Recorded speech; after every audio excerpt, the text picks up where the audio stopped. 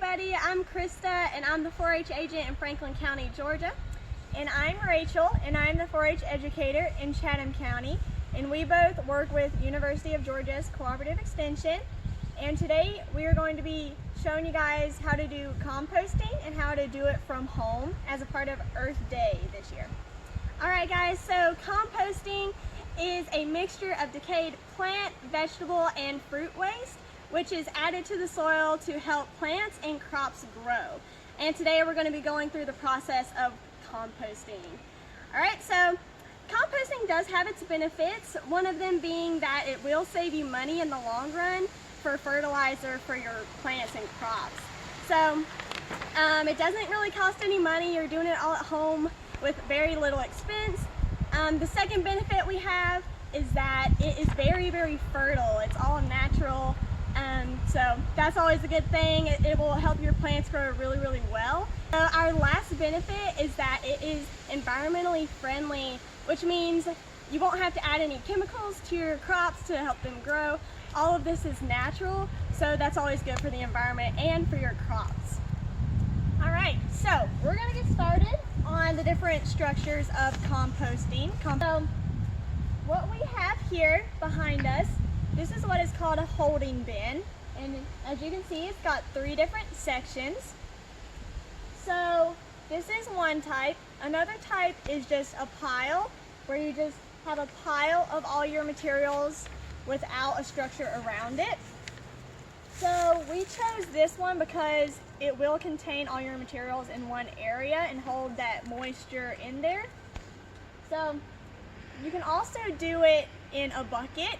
If you live in the city or you don't have a lot of yard space, you can use a bucket. You can use wire bins that you can just have at the edge of your property. There's many varieties of how to do composting bins.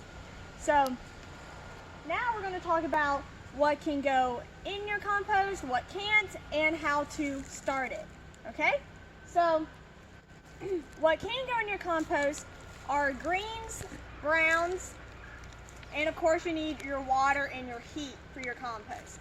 So your greens consist of leaves, your fruits and vegetable scraps, and your yard trimmings like grass. So those are your greens and they carry nitrogen, and that is really good for the compost. Your browns are things like dead leaves, which are all around us. So dead leaves and pine needles, and they carry carbon, which is also needed in your compost. Alright guys, Rachel went over what you can put in your compost earlier, such as leaves and twigs and leaf litter, as well as your fruit and vegetable scraps from your kitchen. But now we're going to go over what you cannot put in compost. And those things include butter, fats, oils. You can't put dairy in there or meat. Alright, and you can't add any of those things because that will attract pests and rodents, and it will also make your compost smell really, really bad.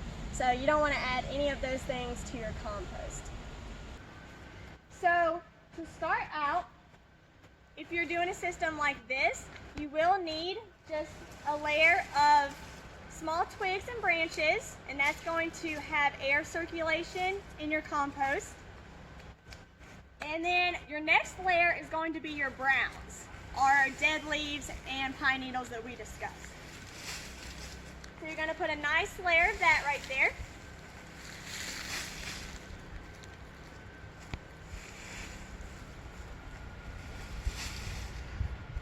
All right. Once you have your brown layer, you're going to add some moisture. Okay? So you're going to add some water between each layer you do.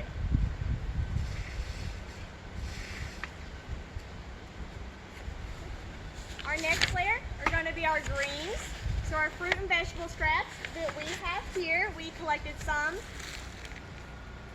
We have some banana peels, orange peels, we have potato skins,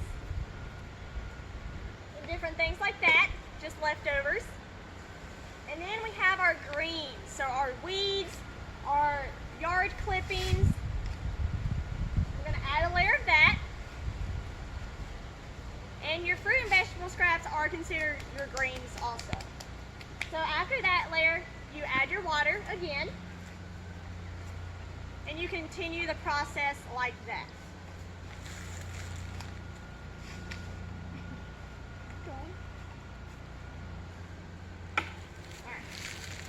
So, once it gets to a certain height, like once you have a bigger pile, you will start to turn it.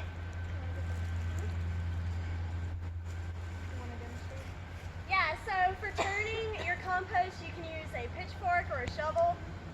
And what you'll do is you'll really just kind of flip it around to get it really stirred up. So you'll turn it about once a week, and that is the slow process. So you'll turn it about once a week, once it's a bigger pile, and you'll add water to it about once a week. So that's how you start out. When you get to about a month of composting, you will move half of the pile to the second bin here. So you're going to move half of pile 1 to pile 2. And this is where the baking process starts. So you're going to put it there, and it's going to just sit, but it's not quite done yet. So it's going to be there, and then after another month, you're going to move them again. Okay? So the whole process can take about 6 months to 2 years to finish, but once your compost is completely done, it'll be in this third chamber here, and it's going to look like soil. It's going to be dark, it's going to be crumbly and moist that resembles soil, and that's what you can use to fertilize your plants. Okay.